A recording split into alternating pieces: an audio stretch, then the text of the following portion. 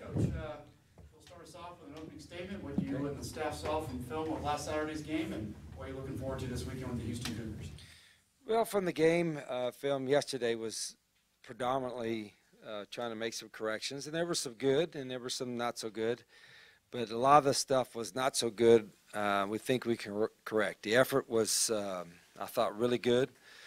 We did some fundamental things, tackling-wise and blocking-wise, that was pretty good for the first game, and some other stuff that that even some of the upperclassmen know we got to get better at. But overall, it's a good time to teach off of them, because you really don't know for sure until you go live. Like a lot of special team stuff and some of the new guys on defense and all that, got a lot of good experience. So we know we got to play a lot better. Got a really talented Houston team. Got a lot of question marks that we have about, okay, what exactly are they going to do with a new staff?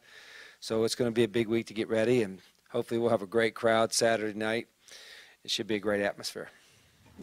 What have you seen on tape from Ed Oliver, and how do you plan to kind of control him as best as you can? Yeah, bless you. He's a first-rounder, tremendous player. I mean, he plays with great leverage. He's strong. He's active.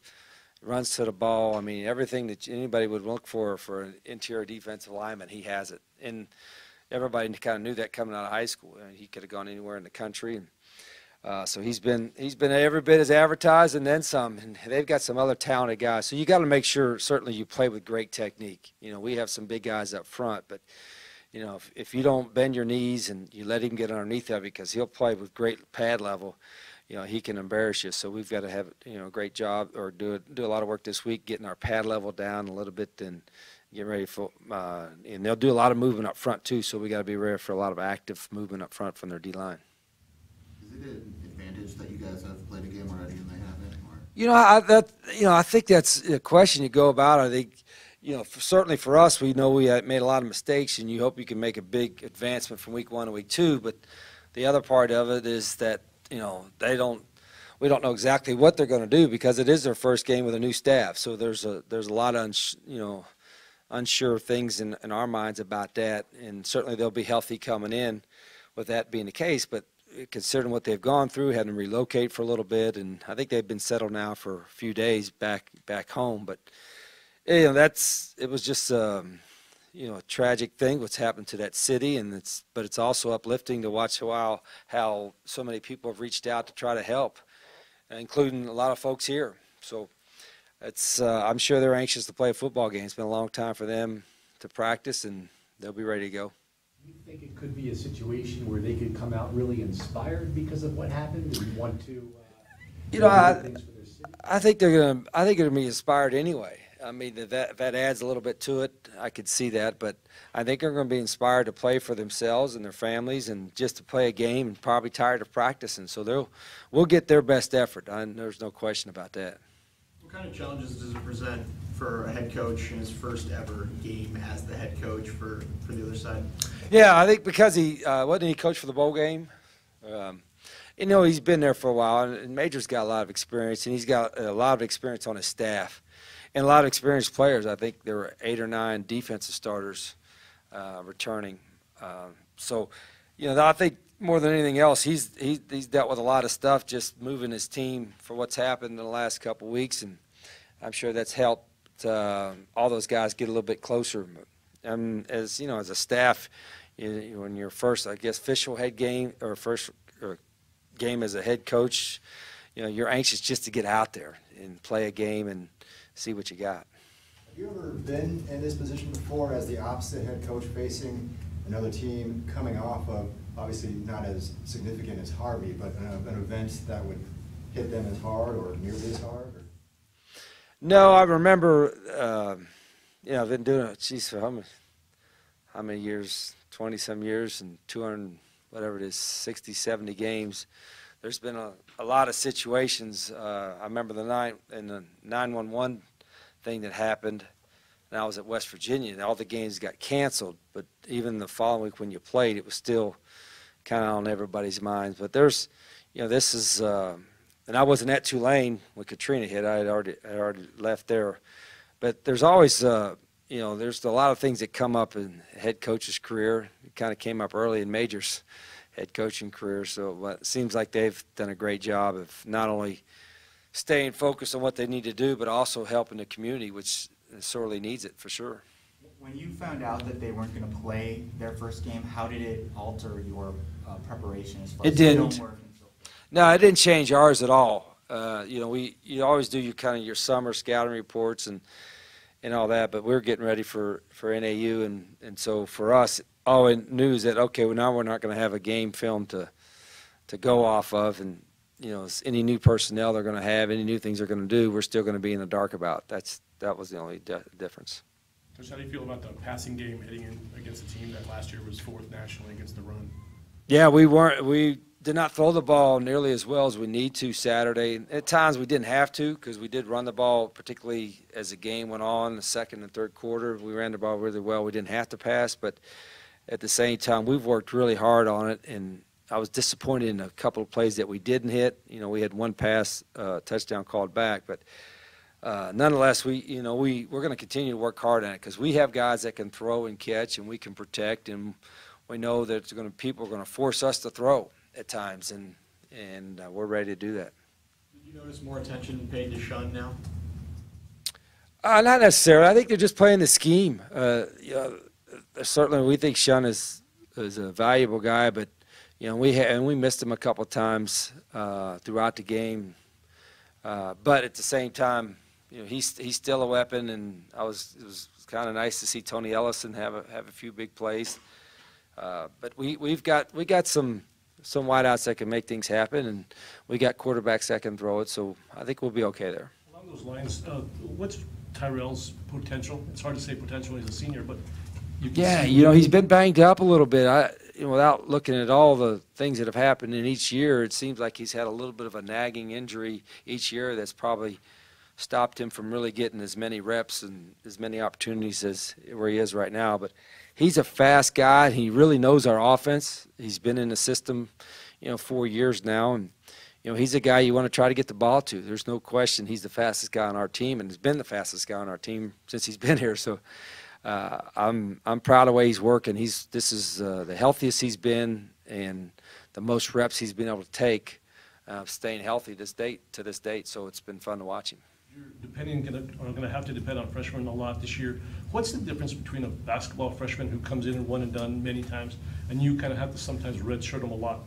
Is it mentality, physical? I don't know, because there's a lot more to scheme-wise in basketball than maybe that us laymen would ever think. But in football, there's so much technique, and there's the physical part of it too. From physical, mental maturity is usually what limits most freshmen from playing. It's not talent and athleticism. In our sport, there's such a physical component to it and a mental component from the scheme standpoint. But I think there's also a lot more mental parts in the basketball guys too.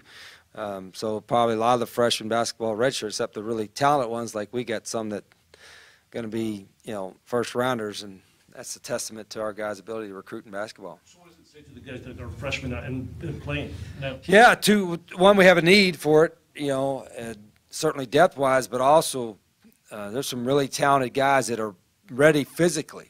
Some of the freshmen, I say all the freshmen that played Saturday night are physically advanced for true freshmen and mentally pretty sharp too. That's why they've been able to get in there. And there's a bunch of other ones too that as they grow, there'll be some more of them play this year, and certainly we think all of them will play at some point. How did you grade them, especially the defensive freshmen? I didn't. Their position coaches graded them, but how did I thought they played? I thought they played pretty active, probably a little nervous at times, and there was probably a few mental mistakes, but overall was pleased with what we got out of them and the contributions they made. And I think it'll keep, again, every week we expect them to get better and better, and their coaches are doing a good job with them. Is Kyle Wilburn a guy who can consistently get to the quarterback, and if so, would that make you want to not drop him back and cover it as much? Well, we hope so. We need pass rushers. That was part of our thought process in recruiting him and Jalen Harris and some of those other guys that, guys that have some length and have the ability to rush the passer. And, he's a pretty strong guy coming in. That's what's helped him. But he'll continue to get stronger, and as he learns, more about Division I football, we can do more things with him. to play as much as he did as a true freshman, to be ready as quickly as he and Jalen and some of those young guys are is kind of neat. And I think it's a long season. They'll play even more as we go along. But we got to have more guys. We still need more guys to play defensively. We played a bunch on Saturday, but we'll have to play a bunch going forward too. What is the value of that game experience for all those new guys? Well, I think everybody was excited to play, but nobody more so than the true freshmen, because it's their first Division I game, and it's a great atmosphere. It's on TV, and they've been hearing about it for 5 weeks in practice and months since they've arrived on campus, some of them, and it's I could tell they were a little bit nervous, but I'd rather them. If they weren't nervous, there would be something wrong with them. But I don't know how many of them played.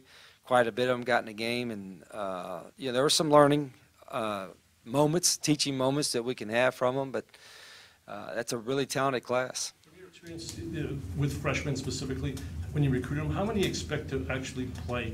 Probably all of them. I think the reality is there's certain positions, probably offensive line and quarterback and maybe even defensive line, that it's more difficult, mentally and physically for true freshmen to play.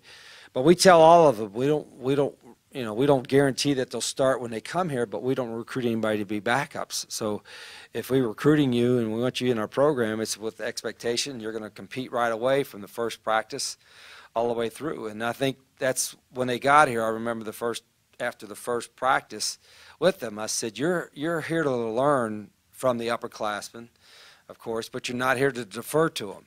Don't just sit in the background and say, okay, I'll defer to you until next year or this time. No, I want them to compete. And I think to a man, that 47 member, whatever it is, 45 guys in that freshman class have taken that approach, and we'll continue to do that. This is a long season. You'll see more freshmen as we go along. What do you think of the effort turned in by Luke Haversick, freshman kicker? I think he had 5. Yeah, I thought he was phenomenal. I mean, he kicked the ball really well. He's got a strong leg. I probably should put him in there for a couple of the extra points, too. I think he got one at the end, but that's a weapon. When you can kick him out of the end zone, that's surely is something that gives you a little bit of ease. And, he kicked off really well, and he's you haven't seen him. He looks like this Mike a little bit. He's kind of slender, but once he gets in the weight room, he's going to continue to get stronger. He's certainly going to be a weapon. I was proud of the way he kicked. Did you have any conversations with Rhett or his family about whether he was going to play this season or redshirt this season? Or yeah, I talked to all the quarterbacks, at least the top 4 about that, and even a couple of the other young guys, and about here's what our plans are, and what. Because you got to make a decision sometime early in the season with a lot of these freshmen. Do you plan on redshirt them? I think that rule's going to change eventually. You can play a guy 4 games and still get a redshirt, which it should have happened now, but I think it'll happen hopefully in the next year or two. But yeah, I had a conversation with him about that, and he was ready to play. He said, "I'm ready if you need me." And he was when Khalil, normally if a quarterback gets hurt, you don't want him to rush off the field. You want to kind of give the next quarterback a chance to take some snaps and get ready to go. And Khalil was a little nicked up, and I yelled for Rhett, and he already had his hat on, was running out on the field. So he played well for his first game. How difficult is it to prepare for 2 quarterbacks since they haven't named a starter? If they were different styles, I think if one's like more of a run zone read guy and one's a drop back guy, I think that makes it more difficult because you got more things to prepare for. I think they're kind of probably closer or similar in their skill set. So, and I guess they're not going to announce until Friday, but, I think the defensive plan is going to be the same here regardless. When you watched the game over again, did you think Khalil's rushing was that he didn't use as much discretion? No. There were times, I apologize if he didn't get hurt trying to run over somebody. He just landed on it wrong. But there are times he has tried to run over people in the past, and we've talked to him about that because he's a big physical guy. And but he's also learning too. So I thought his running, I thought he ran pretty well. The last one, he kind of just landed on his shoulder a little bit funny, and he should be fine. But he's probably not as fast as Brandon. But he's pretty shifty, and he's got great size, and he can run. I mean, he's got the ability to run. But, Brandon when Brandon gets going with those long strides, I mean, he's hard to catch, but Khalil's a good runner too. How concerned were you with the secondary and the pass attack from NAU and moving forward? Yeah, I didn't think we played the deep ball well, and we've practiced against it, but we probably obviously need to practice against it more. And they had a couple good wideouts, and their quarterback did a really good job. But we did not play the deep ball well. Some of it was technique, and some of it was simply we were there to make the position and make the play, and didn't happen. That happens on occasion, but going forward, we know we got to play it better. So we're going to work really hard at playing the deep ball. Is there a particular thing that the cornerbacks need to do better as far as locating the ball, getting their head around, some cues that they should be looking for? Yeah, there's some technique. And Coach Yates, has coached them for a long time and does a lot of drill work with them. And but again, there were moments that we didn't play it as well as we've played it in practice. But they'll be better going forward with it. But we got to do a lot of work on it because we're going to see that in every game. And some of it was technique issues from the start of the play, not at the end of the play that could have helped them too. So we'll work on that hard all week. What do you think about the UCLA finish? I was, they were down big when I just saw the score when I come out, and then I came out after practice, and are you kidding me? They really did win. So I saw a few highlights of it. I haven't seen the game, of course, but that's a phenomenal comeback for those guys for sure. And Rosen, everybody knows Rosen's Josh is such a talented player. If you got a quarterback that can throw like him and such a talented guy, you're never really out of a game. You recall a fake spike in the game? What's that? You recall a fake spike in a game? No, I've seen the Dan Marino was the first one I saw. That's dating ourselves going way back then, but I saw that highlight. That was. Whether he might have not had the fake spike and just thrown it up and he made the play anyway. But, I had that. The only time I had seen it before was, I think I maybe saw another time in the NFL, not on the goal line, but out in the field. But it worked for him. How come Cam Denson didn't get into the game? Yeah, he's still a little bit nicked up. He's not been healthy since camp started with his foot. And it's kind of a week-to-week thing. He can certainly help us when he's healthy, that's for sure. Is it possible he could redshirt? He could, yeah. He hasn't got a redshirt year yet. We're just really waiting to see, if how day to day or week to week goes to get him back in there. Is it difficult to analyze the spread offense that they use, considering Ward made a lot of plays on his own last season compared to what you might see this week? Well, it's because we don't have any game film from this year and the new staff. It is a little bit more difficult because you're not sure. And I'm sure some elements of the quarterback run game and that they did last year with that guy are still there, because Major's still there. But you don't really know for sure until you play. Anything more for Coach? Okay, thanks, guys.